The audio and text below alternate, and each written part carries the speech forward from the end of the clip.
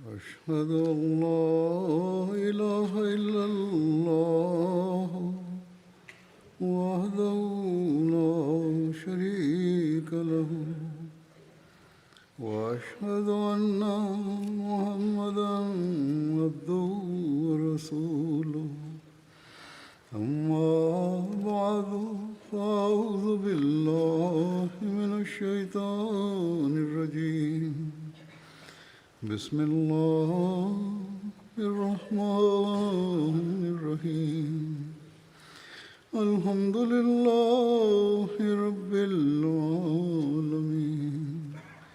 الرحمن الرحيم مالك يوم الدين إياك نعبد وإياك نستعين اهدنا الصراط المستقيم صراط الذين أنعمت عليهم غير المغضوب عليهم ولا الضالين. Bismillahirrahmanirrahim. Hazreti Halifatul Mesih peti, da Allah bude njegov pomagač, je rekao: spomenuo sam dosta detalja u vezi ashaba koji su učestvovali u bici na Bedru i to je bilo u mnogim, na mnogim hudbama, tema je ta bila. Mnogi su mi pisali u pismima da ako detaljno život časnog poslanika sallallahu alejhi ve sellem ne bude spomenut također na hudbama, onda hudbe u vezi ashaba kao neće biti upotpunjene. Iako je poslanik sallallahu alejhi ve sellem bio taj glavni cilj oko kojeg su se svi ti ashabi okupili i njihov život je bio povezan s njim. I zbog toga što su oni bili povezani sa poslanikom sallallahu alejhi ve sellem, oni su zaista imali toliko žrtvovanje u svom životu i naučili su uz poslanika sallallahu alejhi ve sellem da žive taj novi život. Dalje, oni su uspostavili takve standarde da uspostave Allahovo jedinstvo i oni su bili ti primjeri toga i to je sve bilo zbog poslanika sallallahu alejhi ve sellem. I onda naravno da je vrlo važno spomenuti detaljno poslanika sallallahu alejhi ve sellem i njegov život.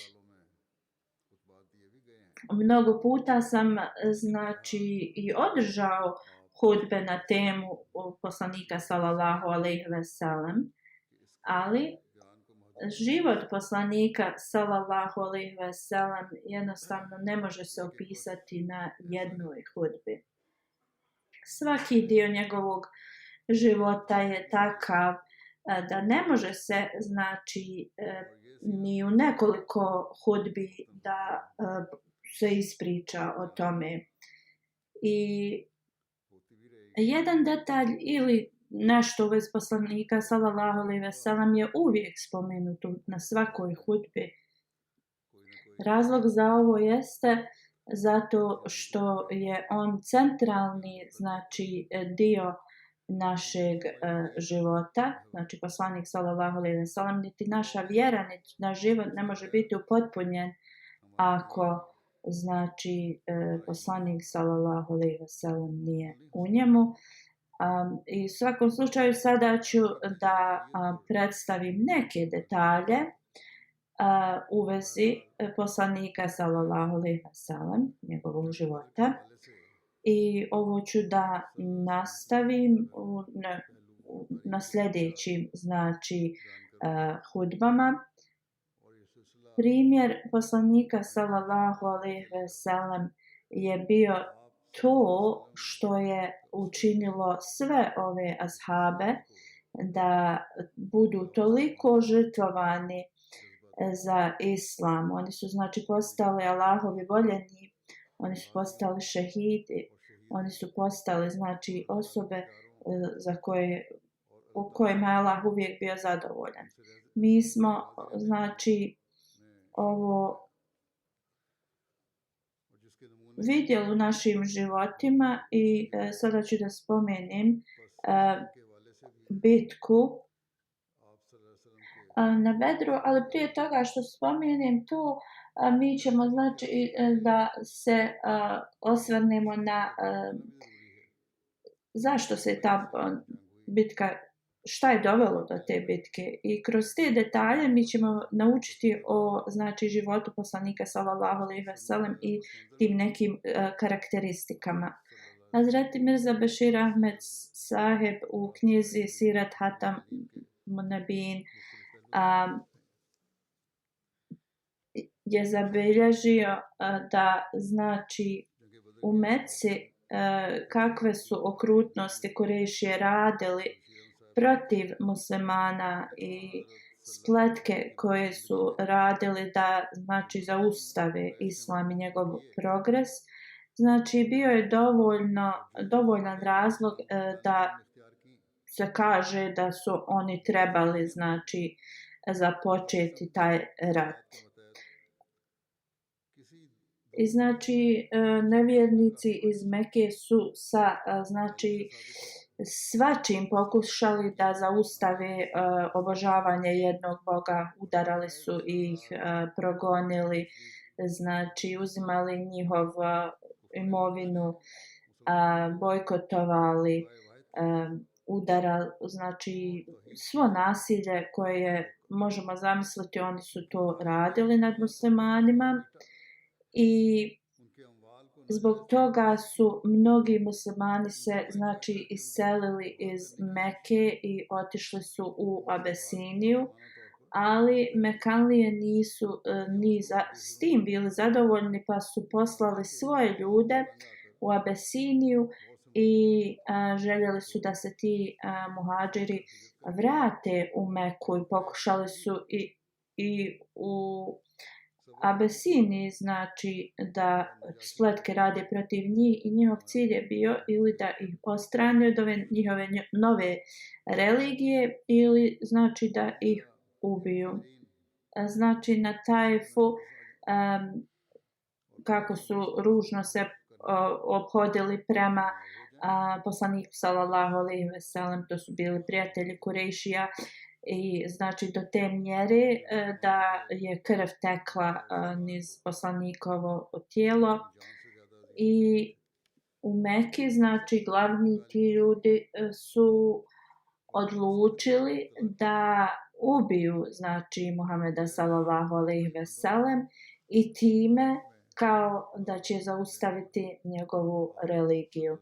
I da bi ovo oni znači ispunili, omladina iz Mekke koji su bili iz raznih plemena Kurejšija, i oni su se sakupili i napali su kuću poslanika sallallahu alejhi ve sellem navečer.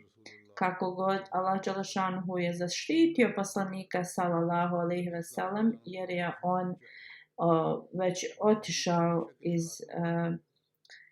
te svoje kuće i u Taur planini, pećini se tad skrio. I kada analiziramo ili razmislimo u vezi ovoga, za svaka osoba može da jednostavno vidi da su Kurejši bili ti radeći ovo, znači su željeli rat. Zar sve ove okrutnosti nisu bile dovoljne za muslimane kao razlog da se brane, znači odbrambeni rat da vode? Da li bi iko mogao da podnese ovaj ultimatum koji su Kurejšije dali znači muslimanima? Ne znam koja druga znači nacija da je bila umjesto muslimana, oni bi davno već započeli odbrambeni rat protiv Kurejšija. Ali muslimani su znači nastavili sa saborom, strpljenjem da to sve rade. I Abdurrahman bin Auf i drugi ashabi su otišli kod poslanika sallallahu alejhi ve sellem i tražili dozvolu od poslanika da im da se oni bore protiv ovih Kurešija koji su znači ih progonili na takav način. Ali poslanik sallallahu alejhi ve sellem im je odgovorio: do sada ja uvijek dobivam naredbu da opraštam i nemam dozvolu od Allaha da se borimo protiv njih. I na taj način, zbog religije, ashabi su prošli kroz sve moguće znači povrede, ali nikada nisu ostavili znači sabor.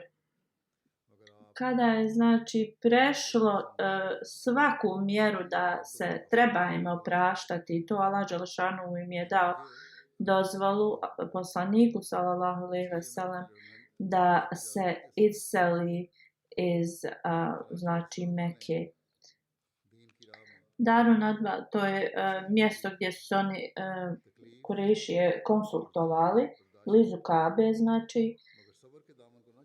Kada je neko rekao da trebaju da istjeraju poslanika sallallahu alejhi ve sellem na tom njihovom skupu iz Mekke, poglavice su znači odbili taj prijedlog. Tada rekli su da ako Muhammed sallallahu alejhi ve sellem znači ode iz Mekke, onda muslimani će zasigurno prihvatiti ultimatum za borbu.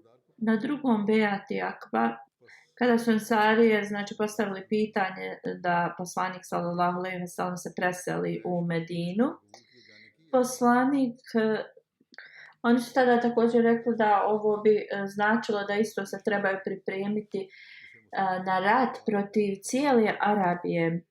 Kada je poslanik sallallahu alejhi ve sellem izašao iz Mekke, znači kada je krenuo prema Medini, okrenuo se sa tužnim pogledom, je pogledao u Meku i rekao: o Meko, ti si mi draža od svih drugih gradova, ali tvoji ljudi mi ne dozvoljavaju da živim ovdje.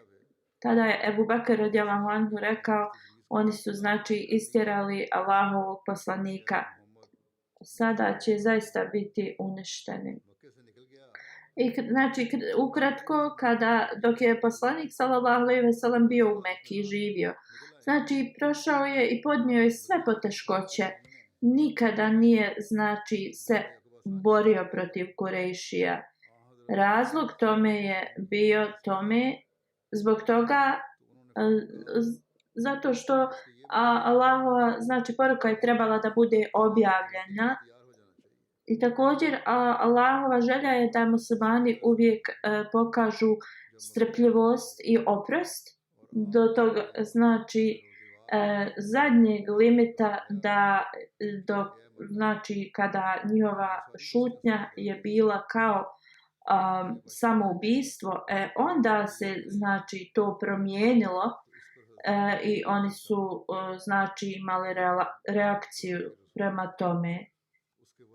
Onda, pošto je Meka imala te svoje zakone i sve to, a poslanik sallallahu alejhi ve sellem je bio znači njihov državljanin, on se trebao da ophodi i da sluša kao zakone te zemlje, a ne da znači dozvoli bilo šta da uništi mir u tom mjestu. I onda tu je boravio u Meki sve do vremena kada znači je morao da se iseli. Također sve dok poslanik bude među tim ljudima, onda oni su sačuvani, ali kada kazna njihova određena dođe, onda poslanici se migriraju iz tog mjesta. Ali, nažalost, ti ljudi nisu prepoznali to i oni su nastavili svoje progone.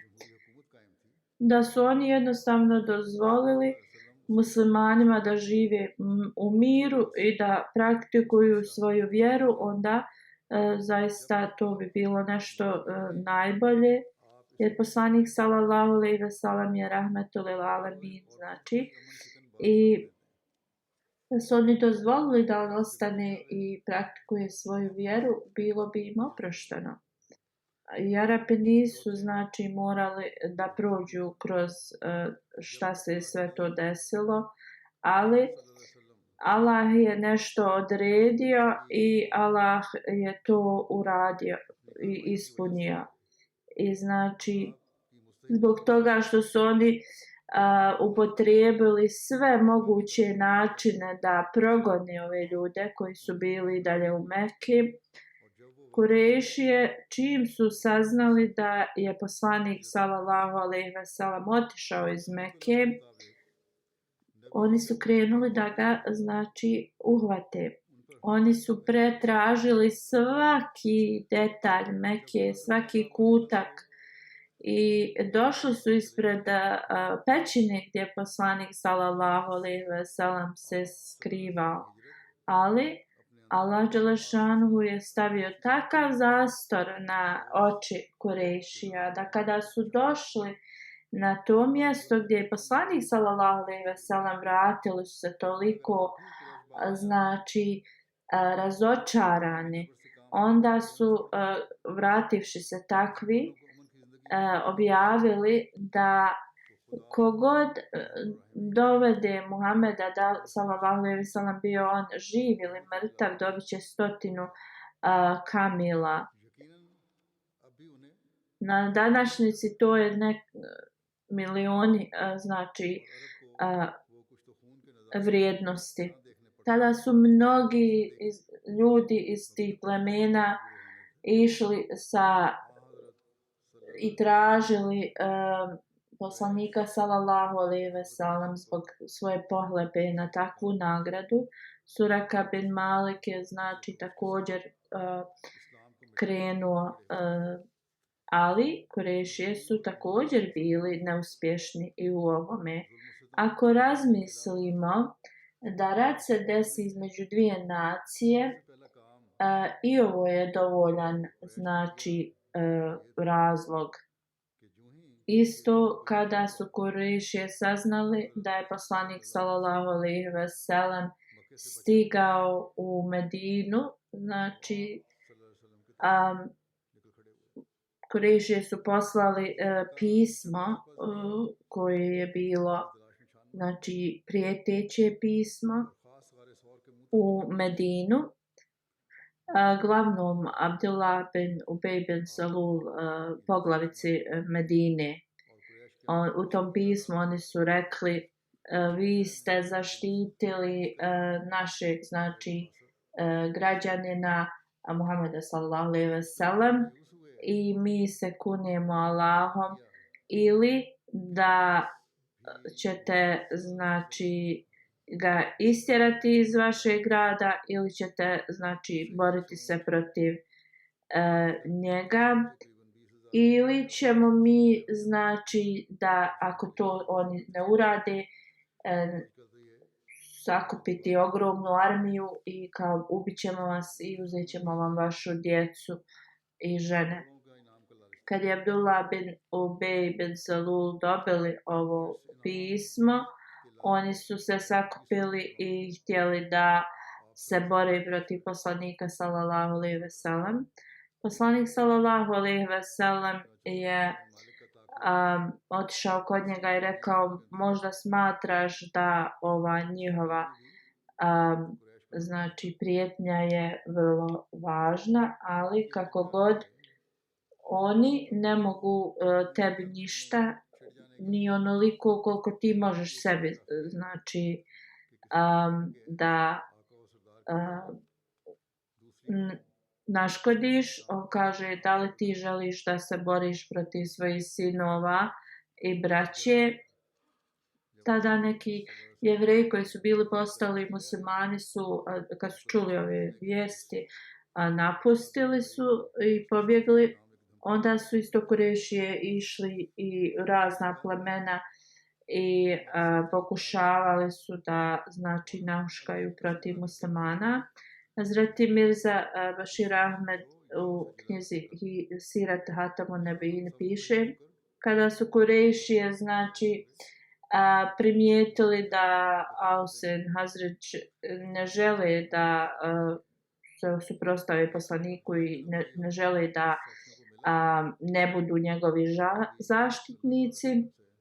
Oni su počeli da idu u razna plemena Arabije i da govore protiv znači muslimana. I Kurešije su imali kao veliki utjecaj na drugim plemenima zbog toga što su oni bili smatrani kao čuvari Kabe i zbog toga što su oni cijenili Kurešije, zbog ovoga, znači mnogi Arapi su postali veliki neprijatelji muslimanima. Ubej bin Kab radijallahu anhu prenosi, on je jedan od cijenjenih ashaba, kaže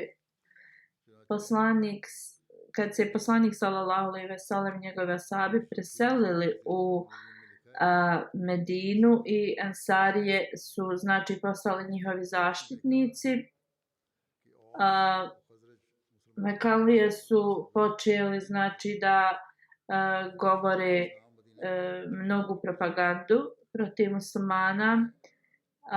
Muslimani su uvijek znači bili u pripravnosti, nikada ne bi skidali svoje znači oružje.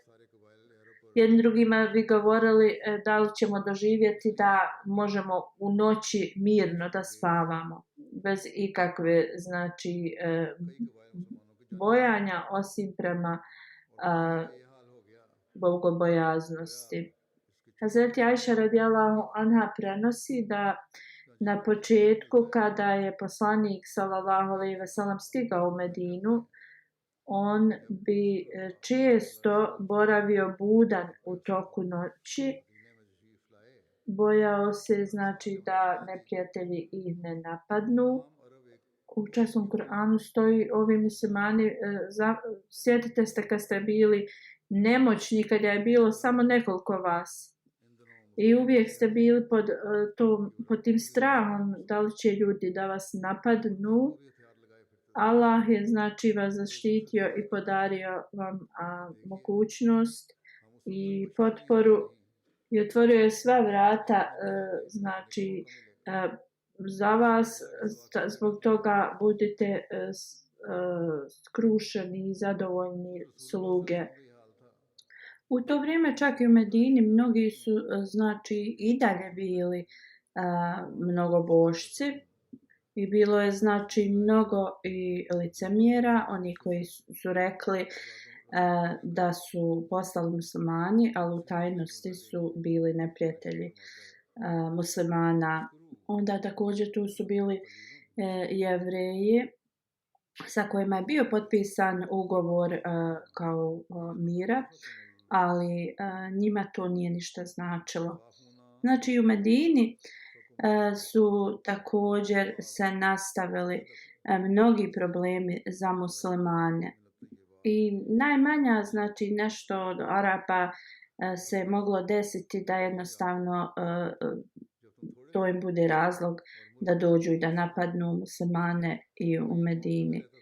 I znači u tom vremenu koje je bilo vrlo kritično vrijeme za muslimane, poslanik sallallahu alejhi ve sellem je dobio objavu u kojoj kaže da on može da se bori protiv ovih nevjernika. I tada je znači džihad mača bio naređen. 12. Safera u drugoj poslije hidžre tada je ajet bio objavljen koji je dozvolio da se bore. Znači godina dana je prošla kada je poslanik sallallahu alejhi ve sellem došao u Medinu, kada je taj ajet bio objavljen. Istraživanje Hazreti Mirza Bashir Ahmed se poklapa sa ovim. Neki govore da je taj ajet bio dio njega objavljen u Meki, dio u Medini. Znači, postoje različite hadisi u vezi ovoga ajeta. Također, neki govore da je bila objavljena ovaj ajet u toku migracije ili odmah kada je poslanik sallallahu alejhi ve sellem došao u Medinu. Sad, da li je to bilo objavljeno odmah ili godinu poslije, uglavnom ovo je bio prvi ajet koji je dao dozvolu znači rata. Da znači se odgovori onima koji se bore protiv religije.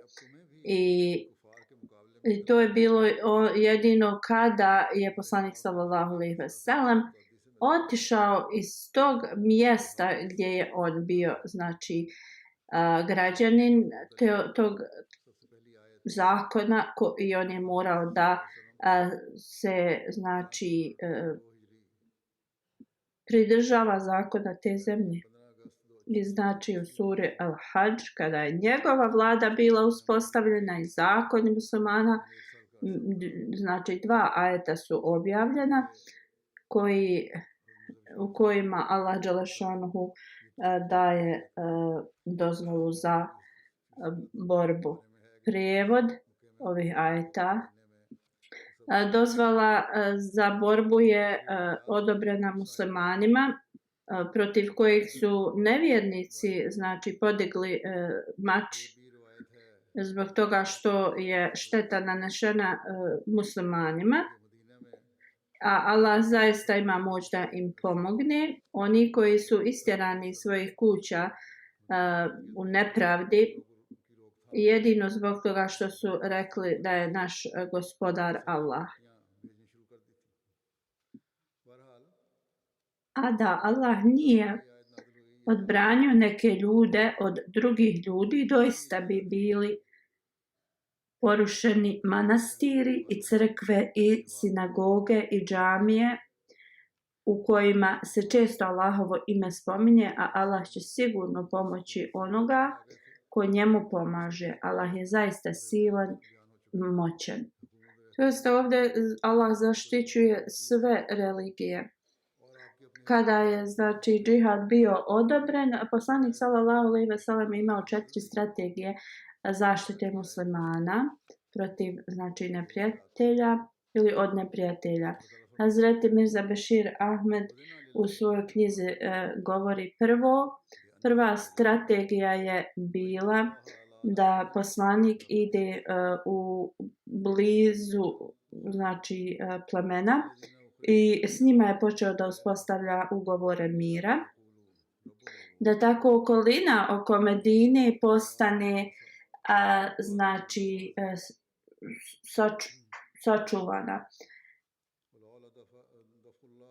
Jer ova blizinska plemena, ako njima dođu Kurešije i znači s njima ili ih nagovore da napadnu Medinu, onda su oni toliko blizu i to bi bilo znači loše za muslimane. Druga strategija poslanika sallallahu alejhi ve sellem je bila da šalje male grupice ashaba da bi znači istražili i vidjeli šta Mekanlije planiraju.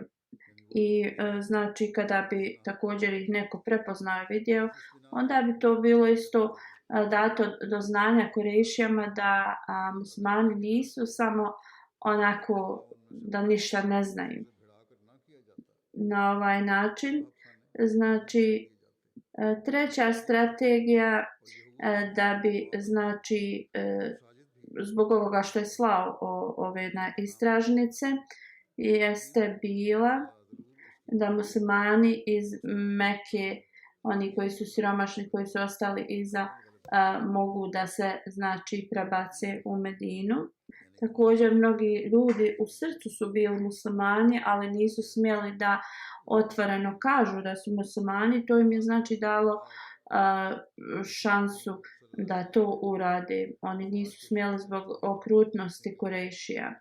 I znači oni nisu mogli zbog svog stanja ili zbog nemogućnosti da se migriraju u Medinu, zato što su bili siromašni. Četvrta strategija je bila presretao bi karavane koji su išli prema Meki.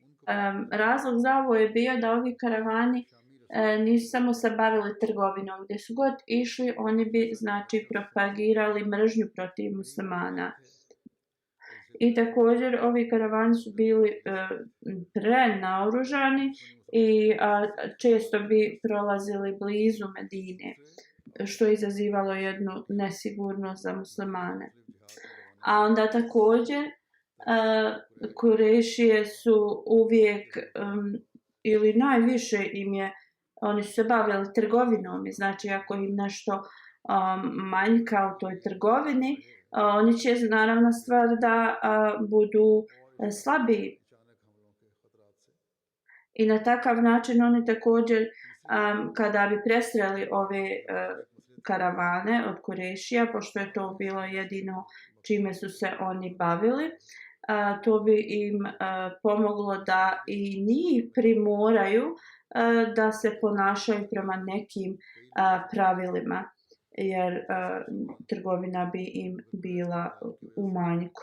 Također sva zarada ovih karavana je bila korištena zato da zaustave islam. I neki znači karavani su slati da čitav njihov znači taj zarada bude korištena protiv muslimana. I znači svak može da shvati razlog zašto su ovi karavani bili presretani od muslimana, zbog toga što su bila ogromna opasnost za muslimane. U budućnosti ću da nastavim da govorim na ovu temu. Sada želim da spomenem neke preminule džematlije koje njihovu dženazu ću klanjati. Jedan od dženaza je ovdje. Hadža Munir Ahmed Saheb je ovdje prisutan, a drugi će da budu u odsustvu dženaze. Hadža Munirudin Kader, Halifa Povasi Kader se tako zvao. On je znači živio ovdje u Velikoj Britaniji. 27. maja je preminuo u 86. godini. Inna lillahi ve inna ilaihi rađiun. Zaista smo Allahovi, njemu se vraćamo. Njegova familija, neki članovi su ashabi obećanog Mesija alejhi salama. Njegov otac je bio prvi centralni predsjednik Hudamula Ahmedija. Kada se Pakistan i Indija razdvojili, njegova porodica se preselila u Pakistan. Hadža Munir je živio u Tanzaniji u Africi neko vrijeme. Imao je znači čast da služi raznim odborima u Rabavi. 1966. godine on i njegova porodica su se preselili u Veliku Britaniju i živjeli su blizu Fazal džamije, znači dugo vremena su živjeli u Velikoj Britaniji, svi ih znaju. U toku perioda Halifatul Masih IV. Rahimullah, on je on je bio mujezin dugo vremena u tom periodu u Fazal džamiji, znači i to za vrijeme hudbe. On je također služio ovdje u raznim odborima. 1995. godine kada se penzionisao, dao je svoj život u službu džemata i kao volontir je to sve radio u raznim departmanima. Dan prije svoje smrti je radio u uredu do podne namaza. I onda je otišao kući, redovan je bio u klanjanju svojih namaza, bio je vrlo tiha osoba iskren, lojalan, bio je Musi, iza sebe ostavlja suprugu, 2 sina i 2 kćerke i mnogo unučadi. On je također bio dajđa od emira Velike Britanije, da mu Allah dželešanhu podari milost i oprosti, uzdigne njegovu status, danas će njegova dženaza ovdje biti klanjata. Drugi su dženaze u odsustvu. Prva je od dr. Mirza Mubešir Ahmed. On je bio amidžić od Hazreti Muslima Mauda radijallahu anhu, sin Mirza Munawar Ahmed. Nedavno je preminuo u 79. godini. Inna lillahi ve inna ilaihi rađiun. Allahovi smo i njemu se vraćamo. Bio je Musi, on je u Lahoru se školovao, poslije je išao u King Edward medicinski fakultet, onda je radio u Rabvi u bolnici i došao je ovdje da se školuje u Velikoj Britaniji. 1970. je završio taj univerzitet i onda on je dao svoj život u službi vjere i vratio se u Rabvu i tu je u Fazl Umar bolnici služio i 50 godina je služio tu. Od tih svih doktora koji su dali život u službi džemata u toj bolnici, da li on najduže služio od njih ili možda ima još jedan koji je duže od njega služio. U svakom slučaju, znači, 50 godina je služio. 1983. četvrti halifa radijallahu anhu rahmullah ga je postavio za vakfe džedid i tu je ostao do kraja svog života. Njegova supruga piše, on je uvijek se brinuo o svojoj porodici, o mojoj porodici, svima se brinuo. Ne mogu nikada, znači, da se sjetim da li to bila tužni ili radosni trenuci gdje se on nije pobrinuo za svakoga u tim danima. On nikada nije, znači, posustao da se tako ophodi. Bio je predobar prema starcima. Uvijek je išao, obilazio one koji su bolesni i nikada nije vratio nekoga kome je bila potrebna pomoć. On je platio školovanje mnogim djevojčicama i također kada bi se one prirasle da se udaju, plaćao bi sve troškove u vezi njihovog, znači u vezi njihove udaje i neke od njih su mi i pisale, kaže Halifatul Masih. Neki od njih su i živjeli u njegovoj kući i on bi ih, znači, odgajao kao svoje kćeri i onda bi se udavale iz njegove kuće. Mnogi su mi napisali da je nekada ne bi naplaćivao svoje, znači, doktorske troškove za pacijente, davao bi im besplatne lijekove i novac bi im još davao. On je bio vrlo povezan sa halifama, prvo što je bio u rodbinskim vezama s njima, ali drugo što je zaista bio, znači, toliko predan hilafetu. I on je to, znači, on je to u svoju djecu i porodicu i sve to nekako podstikao i da se tako ponašaju. Halifatul Mesih kaže, on je bio stariji od mene, 6-7 godina, ali kada sam postao halifa, on je totalno sa velikom čast i poštovanjem mi se obraćao. I dok sam bio nazir ala u Pakistanu, znači, To je, i tada je jednostavno se prema meni ophodio sa tolikim poštovanjem. Njegova supruga kaže u toku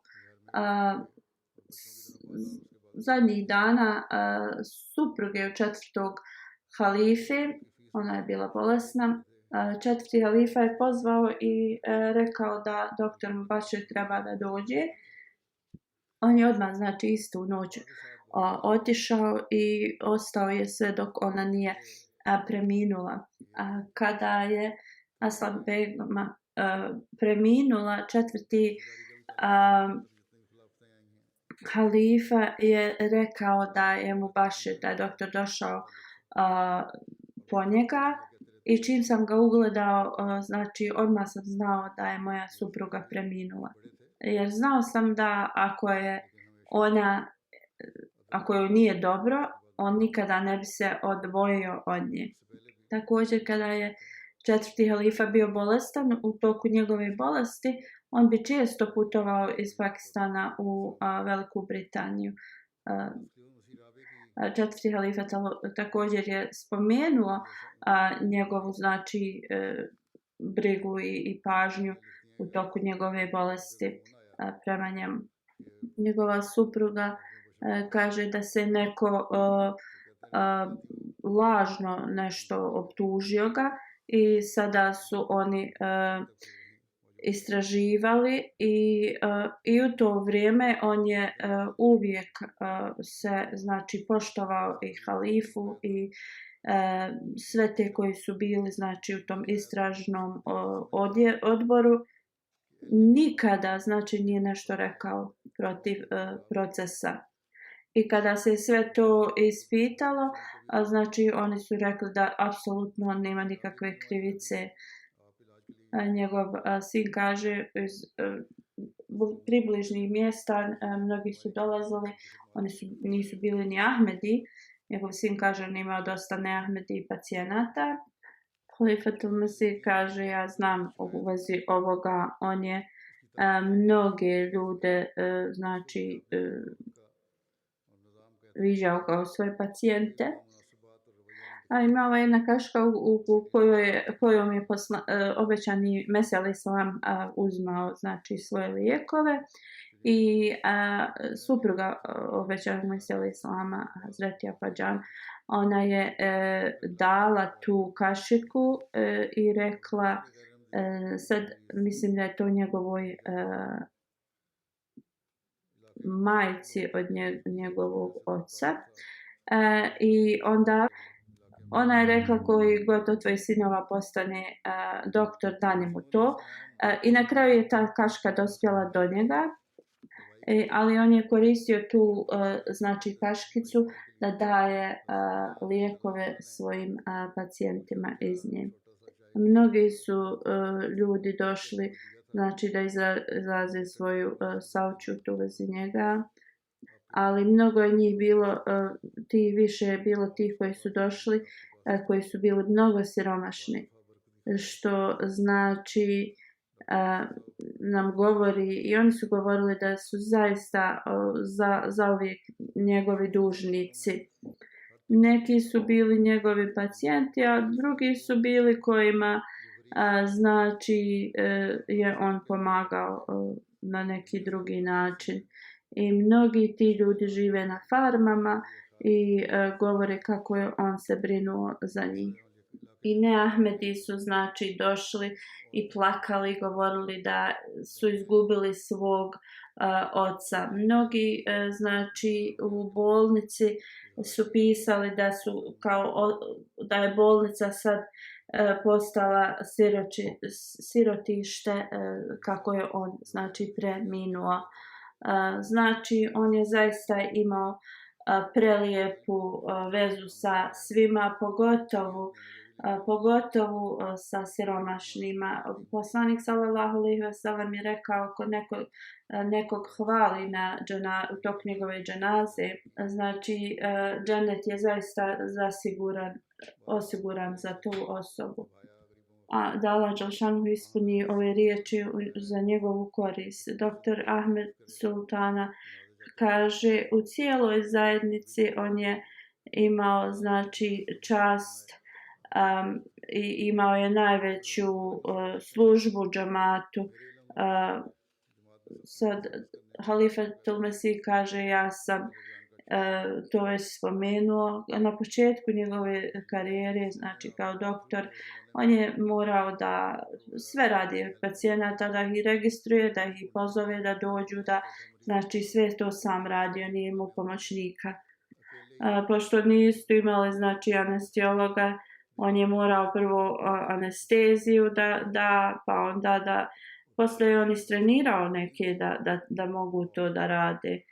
I onda je također bolnica postala vrlo poznata.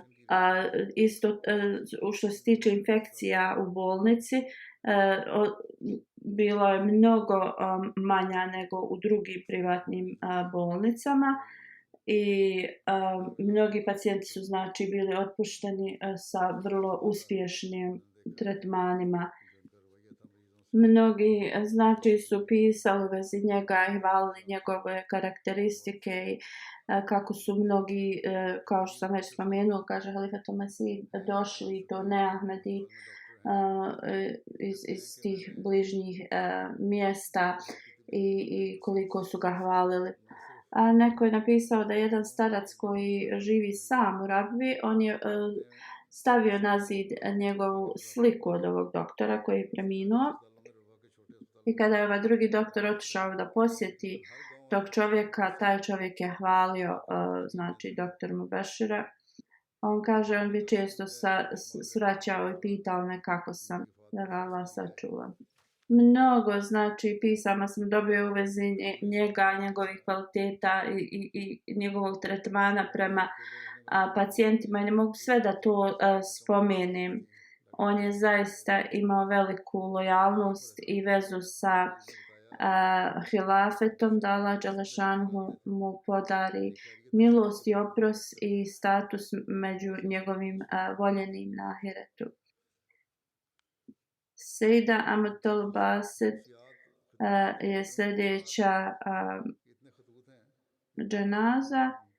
Ona je preminula nekoliko dana prije, na lillahi ve inna ilaihi rađiun. Zaista smo Allahovi, njemu se vraćamo. Halifatul Mesih spominje čija je ona bila kćerka i te detalje. Njegov otac Abdu Razul Shah je oženio Katalin O'Brien, to je bilo njeno prijašnje ime, u Keniji. Taj brak se desio. Njena majka je došla u Pakistan, dok njen otac je bio poslat u Sind. I tu je znači dala zaista velika žrtvovanja. Njena djeca su također nastavila i među njima je Amatul Basit. Njen suprug piše, bila je redovna u namazima, posebno tahadžudu. Od malih nogu je uvijek znači klanjala u svog oca, uvijek je pomagala siromašne i one koji su bila potrebna pomoć. Bila je vrlo precizna u svom hidžabu. Također je bila musija. Iza sebe ostavlja supruga, kćerku i 2 sina. Jedan sin, Sejd Bashir Ahmed, živi u Velikoj Britaniji. Sejd Shahid Ahmed je njen sin, Majida Malik je njena kćerka i ona živi u Americi. Njena kćerka kaže, moja majka je, znači, svi su je voljeli, volila je hilafet s punim srcem. Ona je bila vrlo dobra žena, prelijepih morala, nikada znači nije se žalila, uvijek je pomagala druge, pomagala je da se djevojke udavaju, pomagala je onima siromašnima, siročadima. Ona je znači potrošila svoje vrijeme upomagajući drugih ljudima. Uvijek je željela da razgovara o Allahu i vjeri i bila je uz one koji vole Allaha. Allah dželešanuhu je uvijek primao njene dove. Allah bi je informisao znači kada bi joj prihvatio njene molitve, ne bi propustila namaze ni kada je bila bolesna, i to na vrijeme, da je Allah podari milost, oprost i uzdigne njen znači status, da pomogne njenoj djeci da nastave da rade njena dobra djela. Šerif Ahmed Bendiša je sljedeća dženaza. On je bio predsjednik u Feslabadu nekog džamata. Preminuo je prije nekoliko dana. Inna lillahi wa inna ilaihi rađiun. Zaista smo Allahovi, njemu se vraćamo. Njegov sin koji je misionar piše: moj otac je imao 2-3 mjeseca kada su njegovi roditelji preminuli radi kuge. U to vrijeme moj otac je, znači, o njemu su se brinuli neki daljni rođaci. U Bataliji posle sud je odlučio da se o njemu brinu neki bližnji rođaci. Oni su također bili Ahmedi porodica. I on je, znači, od samog početka odgajan, znači, u Ahmedijatu. On je 25 godina služio kao predsjednik u svom selu. Imao je karaktere derviša, znači pobožne, no njegovi namazi su bili vrlo precizni, pomagao je rodbini, prijateljima. Imao je ogromnu vezu sa hilafetom. Iza sebe ostavlja 5 sinova, 3 kćerke. Kao što sam spomenuo je da njegov sin je misionar i služi u džamiji Ahmedija Njemačka. Zbog opozicije i teške situacije u njegovom selu on nije mogao da ode i da znači učestvuje u očevoj džanazi i ukopu, da Allah dželešanuhu podari milost i oprost umrlom i također da njegova djeca nastave da rade njegova dobra djela.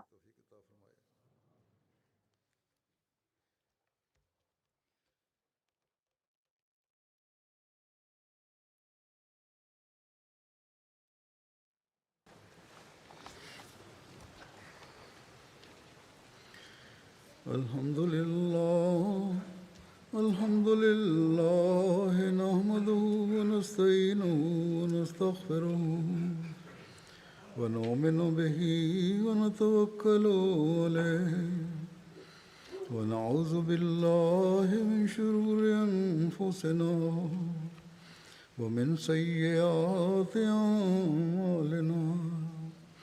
من يهده الله فلا مضل له ومن يضلل فلا هادي له ونشهد أن لا إله إلا الله ونشهد أن محمدا عبده ورسوله.